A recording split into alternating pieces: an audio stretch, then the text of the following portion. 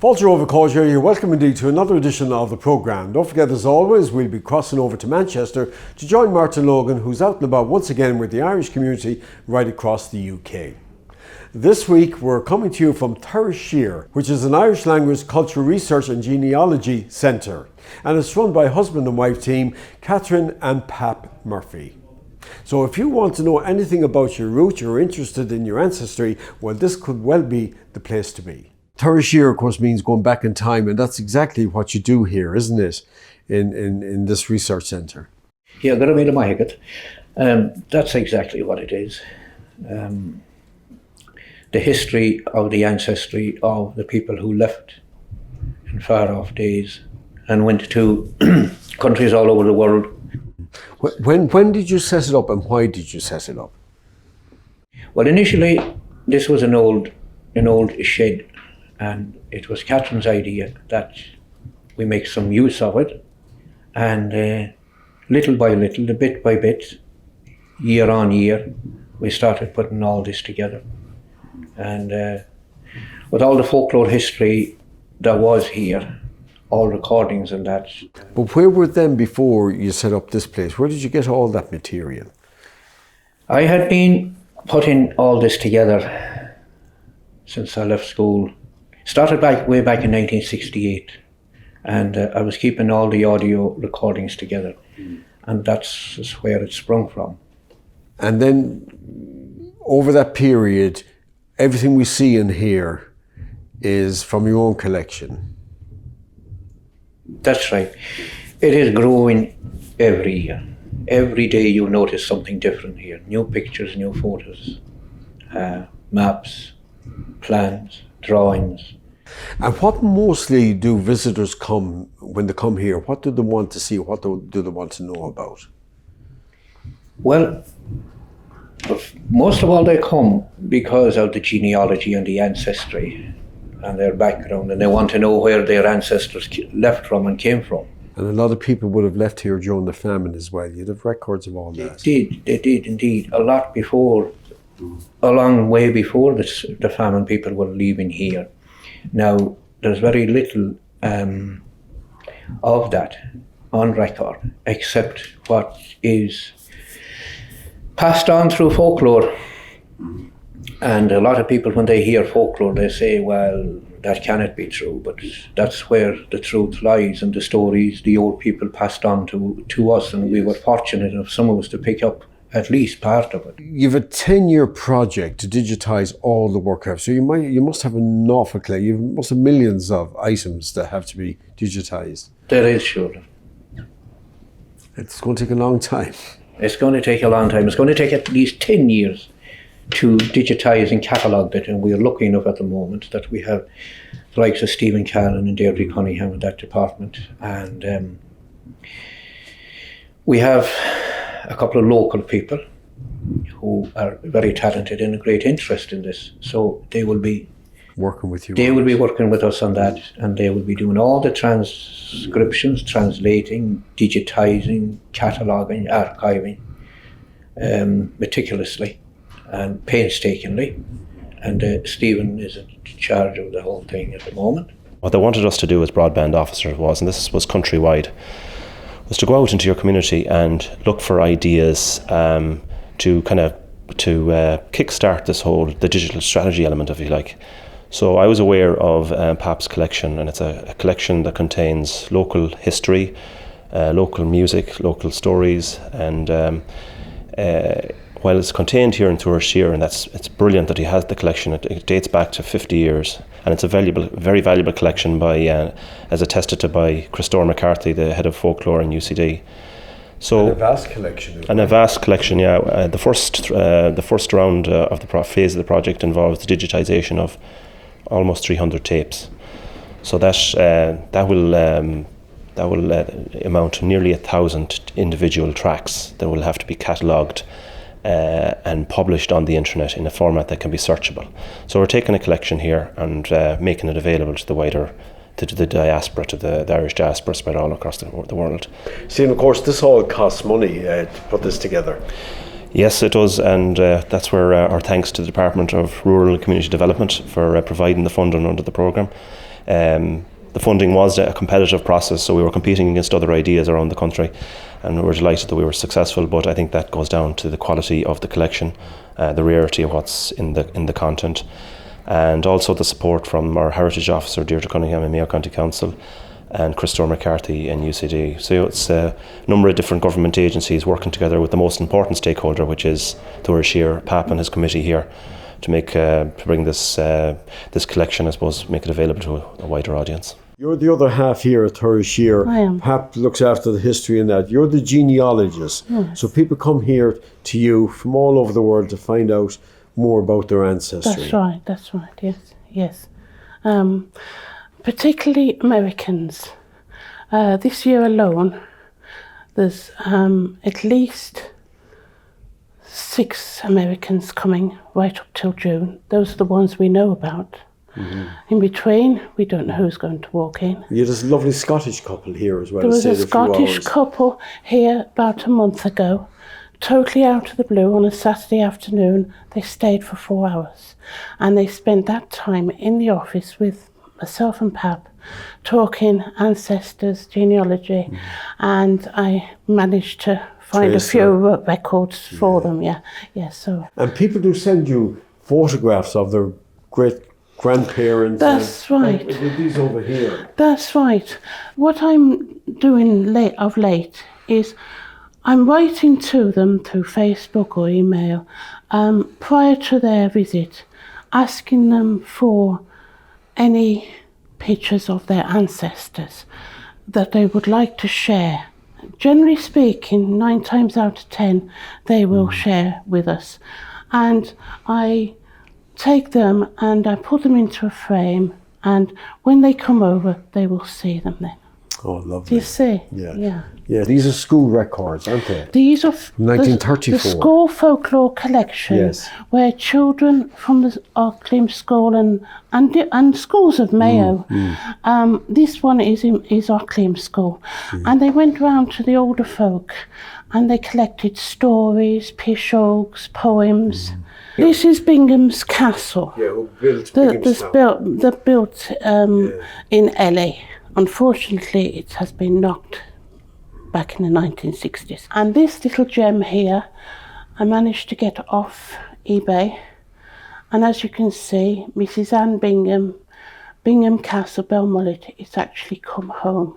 And this is Anne Bingham with one of her children. You could spend a whole day going around this. Could. Yeah, it's like in Aladdin's cave. That's right. So many, and of course all the delf up in the top shelf, which would have been, a house would look like that, wouldn't it? Fascinating collection now.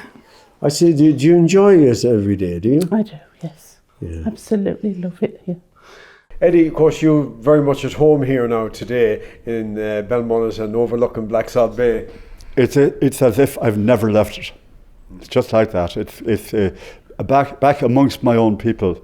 I'm not in a rugume, or I'm not in a tugume. You've never forgotten your roots here, and particularly through your songs. You're a well-known songwriter, and you're always coming up with some great songs here about the county. Yeah, it's this particular song, Memories of Mayo, I wrote it for a band from Donegal way back called Cooladoon, and they recorded up in Dublin, and I thought that would be it, and of course being from here I put plenty in about the area, and Inishki Island is referenced in it, and Athlim is referenced in it, and everything else, and it took off. After that, Margot, Frank McCaffrey, about 15 different bands have it recorded, so very happy with that, very happy especially for this area that we live in. And the reason you're back home as well this weekend is because of the success of the song Memories of Mayo. You received a gold disc for that. I did, and I was delighted, surprised mind you, but delighted to get it. And I was here about 4 weeks ago with Pap. I'd heard so much and I'd been on the phone to him a lot, and I never envisaged the extent to which this man has rejuvenated this area. He's a legend here, really, because he has started this heritage and cultural centre and a genealogy centre. Now, that reference has to reference also there's one in Auckland also, so we have 2 heritage centres here. But perhaps one really, I said, I have a gold disc in Navan. It's on the wall, or it's in the garage, and it's going to be here, and it's going to rest easily here. And your success now is gone international, because I believe some great names in Nashville now have been interested in your song. It's very interesting. Now, first of all, by the way, Memories of Mayo is out in America at the moment. And I just found that out also. But about 5 weeks ago, we found out totally by mistake. We were looking for, Mike Denver has Stepping All Over My Heart out, as you may know, and Rolly Daniels and others. And this person came up to me in a shopping centre in Navan. Eddie, there's a song of yours out in Nashville. I thought, come on. You know, I was going to use the F word, the F word, you know, saying go off and go back.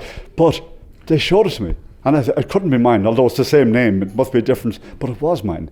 And it was out with Henry Smith Jr. and the West Virginia something or another, and I couldn't believe it. And it seems to apparently doing very, very well. Well, they say every songwriter should have a good pension song. Do you think this is going to be your pension one? Yeah, you know, the royalties in songwriting aren't what they used to be, Henry, as you know, because of all the streaming and Spotify and Amazon and everything else. But, you know, I'm not in it nowadays for the money, although I do like money now and again to get a bit of money. But it's really the pleasure of writing a song and the knowledge that it's spread, people listen to it, and, you know, that's enough for me.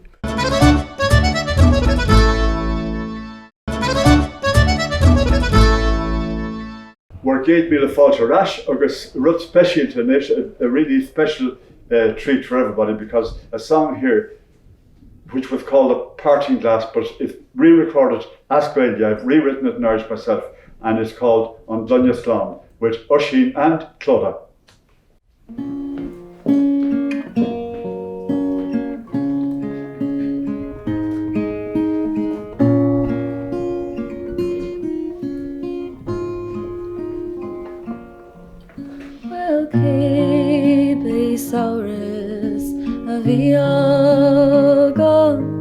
Tá sé caite mo chóirtíl agus cébé dachar a rinne mé dom héin a rinne mé an dachar sin is na rudí sorch a rinne mé tá sé dearmada gan méis sa gré solín go bar an gluine slán I Hawaii agus síomh na stíomh go léir I Hawaii agus síomh na stíomh go léir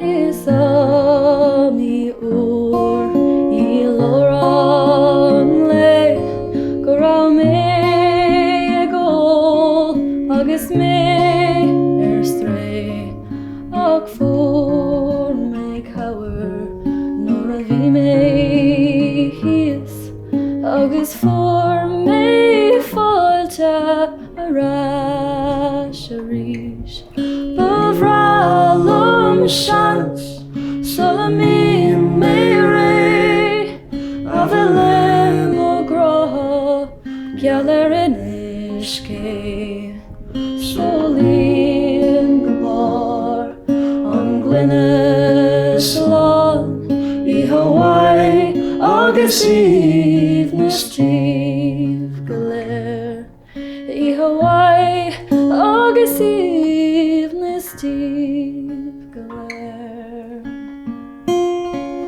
na cóirde ilig a bhí agam tá siad bronnach go bhfuil mé ag fágáil slán is na cálíní a bhí mo chríoch well tá mé lomhéin is mé ina lí ach tá bóthar fada le taistil ábó tóir I mé an bóthar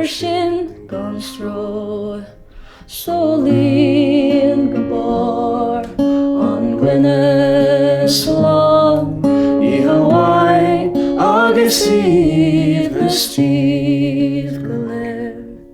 I Hawaii, agus Steve Galer.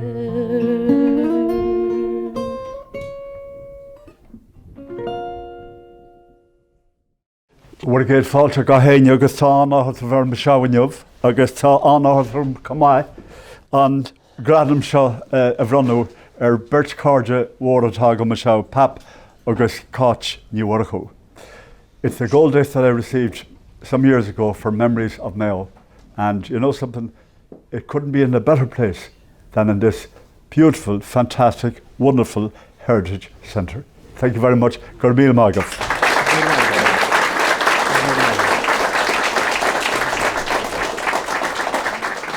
Oh, Jesus. Bo go Joe. Oh, Eddie and Joan. Come on up, John. This is my extremely better half.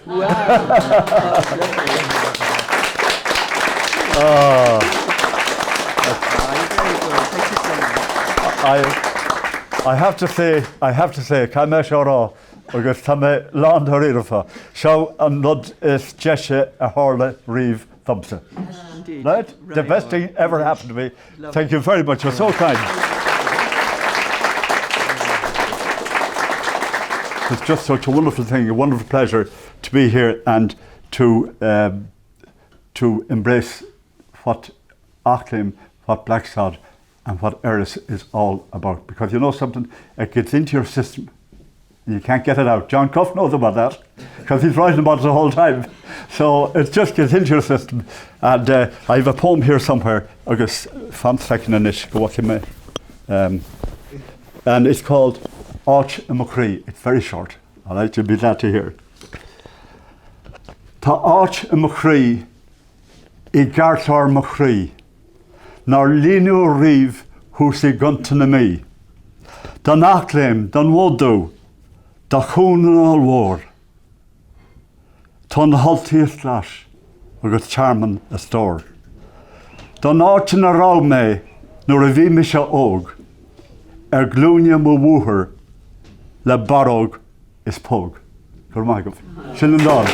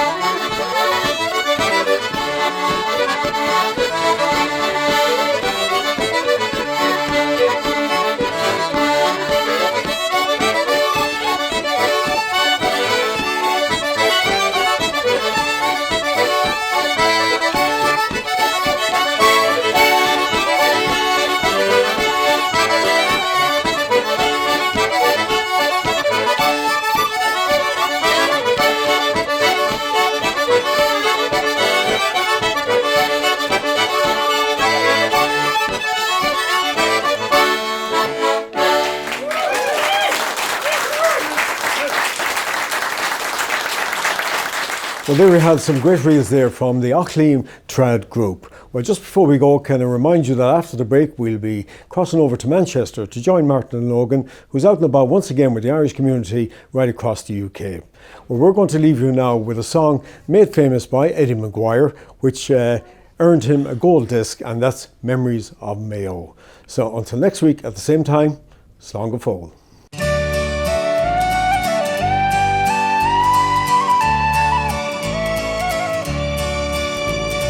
Memories of Mayo that I left behind. Memories of Mayo are always on my mind. And the curlews whisper deep in autumn glow brings me back in memory to Mayo long ago. Now your sons have left you far a foreign land. Some have sought their fortune beyond the Rio Grande. Some have gone to Boston, the Bronx or Camden town, or to far Australia, that place of great renown. Memories of Mayo that I left behind. Memories of Mayo are always on my mind. And the curlews whisper deep in autumn glow brings me back in memory to Mayo long ago.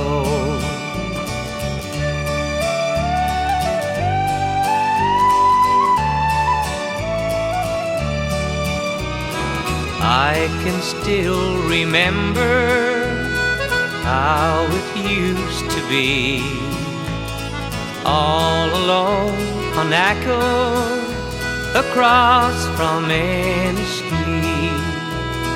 Then we'd go to Westport and Claremorris too, and to old Killala, that town that Humbert knew. Memories of Mayo that I left behind. Memories of Mayo are always on my mind. And the curlews whisper